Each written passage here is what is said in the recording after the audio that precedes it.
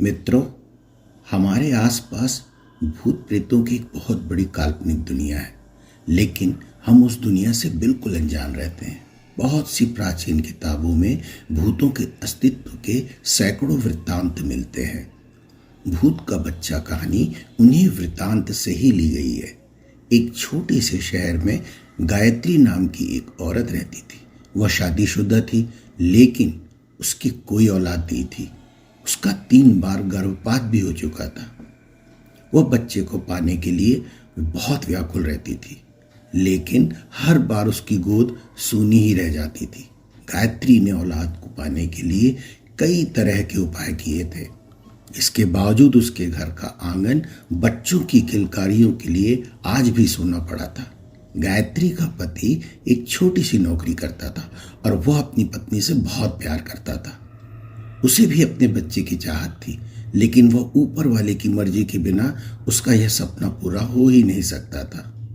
गायत्री चौथी बार से फिर गर्भवती होती है। इस बार दोनों को बड़ी उम्मीद से गर्भ के बच्चे का ख्याल रखते हैं।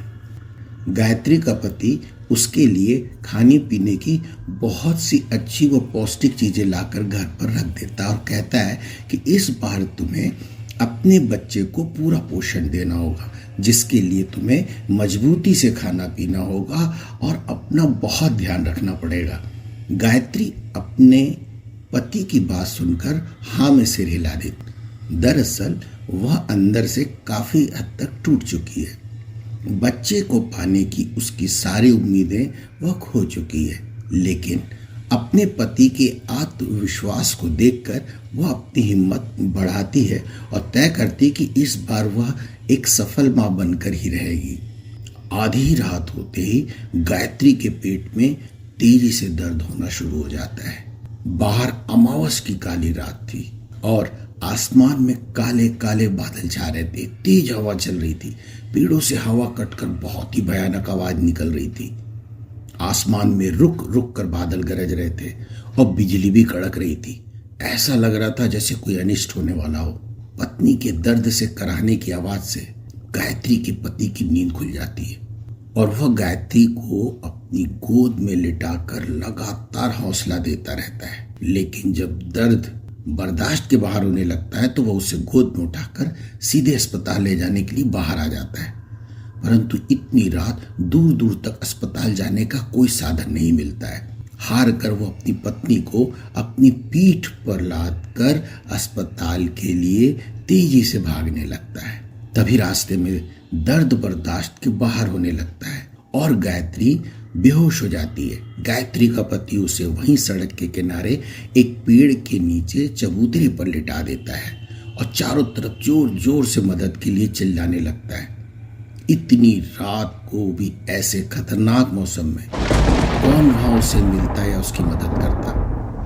परंतु ठीक सामने ही एक शमशान घाट था और तभी उस शमशान घाट से एक चंडाल निकलकर बाहर आता है।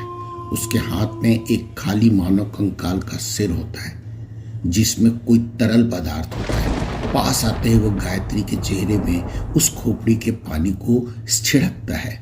गायत्री धीरे धीरे अपनी आंखें खोलने लगती है, परंतु तभी गायत्री की प्रसव पीड़ा बहुत तेजी से बढ़ने लगती है। गायत्री का पति उसे जोर से पकड़ लेता है और उसको हौसला बढ़ाने लगता है। शमशान का चांडाल अपने कपड़ों से राख निकालकर गायत्री के पेट में फैलाते हुए लगा देता है, जिससे गायत्री की तकलीफ बिल्कुल शांत हो जाती है।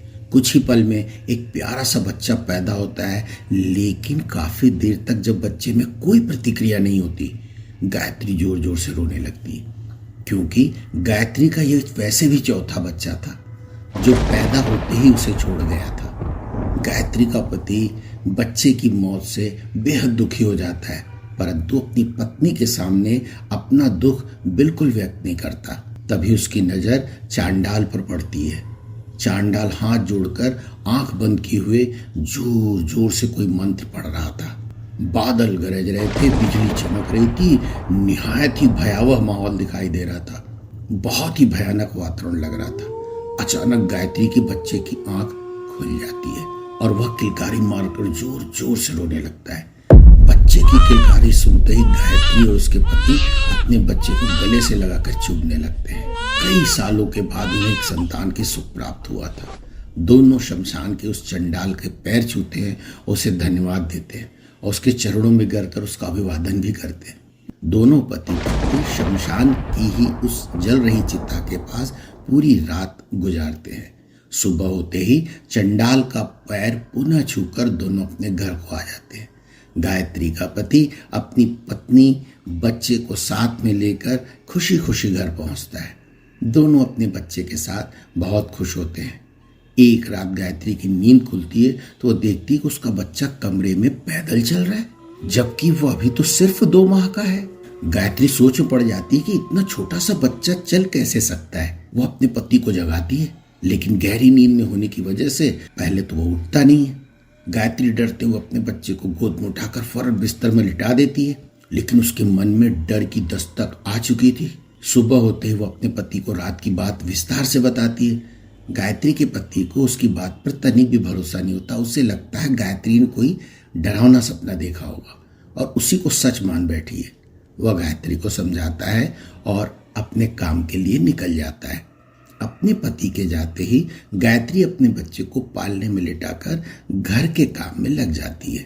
घर के काम के बाद गायत्री अपने बच्चे को दूध पिलाने के लिए उसके पास जाती है तो वह डर जाती है जब अपने बच्चे को खून से सना हुआ मुर्गे के पंख के साथ खेलते देखती है। उसके मुंह से भी खून बाहर टपक रहा। तभी पड़ोस की महिला गायत्री के घर आती है और कहती है, मेरा मुर्गा नहीं मिल रहा, क्या तुम्हारे घर आया है?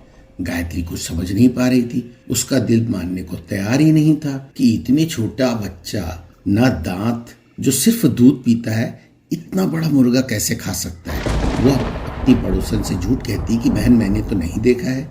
शाम को जब गायत्री का पति घर आता है तो गायत्री बहुत घबराई हुई होती है और कमरे के कोने में शांत बैठी रहती है। वो आते ही गायत्री से उसका पति कहता है, क्या हुआ, तुम इतनी उदासीन क्यों बैठी हो? तभी वो अपने पति के गले लगकर रोने लगती और कहती है, यह कोई साधारण बच्चा नहीं है, क्योंकि आज इसने पूरा जिंदा मुर्गा खा लिया। गायत्री का पति यह बात सुनते ही हक्का बक्का रह जाता है। वह जल्दी से उसे शमशान की तरफ भागता है जहां यह बच्चा पैदा हुआ था। वहां पहुंचते ही उसे वही चंडाल फिर से दिखाई देता है। उनके पास पहुंचते वह कहने लगता है, बाबा यह बच्चा तो असाधारण है, क्या उसे कोई भूत बाधा आई है? लेकिन चंडाल को तो सब कुछ पहले से ही पता था। वह कहता है, तुम्हारा बच्चा तो पैदा होते ही मर गया था, लेकिन तुम दोनों के दुखों को देखते हुए मैंने एक प्रेतात्मा को तुम्हारे मृत बच्चे के शरीर में प्रवेश करा दिया था, जिसकी वजह से ही वह आज जिंदा है। चंडाल की बात सुनकर वह उससे इस समस्या का समाधान पूछता है। चंडाल कहता है कि या तो यह तुम्हारे कष्टों की शुरुआत है या फिर सुखों की बरसात भी हो सकती है, परंतु मैं नहीं कह सकता। अगर सुख संपत्ति मिलेगी तो वह कितनी टिकाऊ होगी, कितनी घातक। अगर वह बच्चा तुम्हारे घर रह रहा है तो हो सकता है आए दिन तुम्हारे घर के आसपास तांडव हो, या कुछ असाधारण सी समृद्धि भी हो सकती है, क्योंकि वास्तव में तो यह एक भूत का बच्चा है। लेकिन यदि बच्चे की माँ शमशान में सारी रात उस बच्चे के साथ मेरी बताई हुई भूतिया साधना करती है तो शायद कुछ ठीक हो सकता है, परंतु इसकी सिर्फ 50% ही उम्मीद है। गायत्री का पति अपने घर पहुंचकर अपनी पत्नी को सारी बात समझा देता है, लेकिन वह अपने बच्चे से तो जुदा ही नहीं होना चाहती थी। वह कहती है, जब तक मेरा बच्चा मेरे साथ है मैं उसे जानबूझकर अपने से अलग नहीं कर सकती या अलग करने की कोई विधि नहीं कर सकती, भले ये मेरी जान ही क्यों न ले ले। गायत्री के पति को ये अंदाजा लग चुका था कि उन्होंने जाने अनजाने एक बहुत बड़ी आफत मोल ली है। वह मन में तय करता है कि जब गायत्री सो जाएगी तो वह उस बच्चे को चुपचाप से उससे अलग कर देगा। गायत्री का पति रात होने का इंतजार करने लगता है। जैसे ही गायत्री सो जाती है वह बच्चे को लेकर सीधे शमशान पहुंच जाता है। वहां चंडाल के पास पहुंचकर कहता है, बाबा यह आफत थी, आप ही संभालो, बस हमें बचा लो। चंडाल बच्चे को देखते ही उसे डांटते हुए कहता है, तुमने अपने साथ साथ मेरी मौत का भी इंतजाम कर लिया है क्या, जो इसकी माँ को बिना बताए से यहाँ लेकर आ गए। चंडाल के इतना बोलते ही बच्चे की आंखें लाल हो जाती है और वह जमीन पर खड़ा हो जाता है। मात्र 1.25 माह का बच्चा जमीन में खड़ा हो जाता है। चंडाल बच्चे के सम्मोहन में वशीभूत हो जाता है और वहीं शमशान में तेज हवाएं चलने लगती है, भयानक आवाजें आने लगती है। भेड़ियों के, कुत्ते की रोने की आवाज से पूरा वातावरण गूंजने लगता है। इतना भयानक माहौल मित्रों आपने कभी फिल्मों में भी नहीं देखा होगा। बहुत डरावना माहौल। अमावस की रात, काले काले बादल, बिजली चमक रही थी और बहुत ही भयानक वातावरण था। तभी चंडाल अचानक जमीन से 3 फीट ऊपर उठ जाता है और छटपटाने लगता है, जैसे कि किसी ने उसका गला दबाते हुए उसे उठा रखा हो। बाउंड्री वाल से टकरा कर गिर जाता है और तड़प तड़प कर मर जाता है। फिर अचानक उसके बाद यानी वो मजदूर भी हवा में उछलकर शमशान की छत की टिन की चादर से तेजी से टकराता है और एक जलती हुई चिता में गिरकर बेहोश हो जाता है। जीते जी तड़प कर उस चिता के साथ जल जाता है। इधर तेज बारिश होने लगती है। बादलों की गड़गड़ाहट से पूरा वातावरण गूंज रहा था और इधर दूसरी तरफ जैसे ही गायत्री की नींद खुलती, उसका बच्चा उसके बगल में लेटे हुए मुस्कुरा रहा होता है कि जैसे कुछ हुआ ही ना हो, जबकि गायत्री बेचारी को कुछ पता ही नहीं था। इधर वो अपने बच्चे को बड़े प्यार से अपने आंचल में ढककर फीड कराने लगती है और वह भुतहा बच्चा भी बड़े मजे से नाखून वाले हाथ व पैर हवा में हिलाते हुए फीडिंग करने लगता है। गायत्री तो पुनः सो जाती है, परंतु बच्चा फीडिंग के बाद अपनी माँ के आंचल से बाहर निकलकर पलटकर देखता है और आंखें लाल कर एक बहुत ही कुटिल मुस्कान से मुस्कुराने लगता है। उसके हाथ पैरों के नाखून भी बड़े बड़े थे, आंखें तो लाल थी ही, उससे स्पार्क भी हो रहा था। दांत राक्षसों जैसे थे जिनसे वह मुस्कुराते हुए बहुत ही भयानक लग रहा था।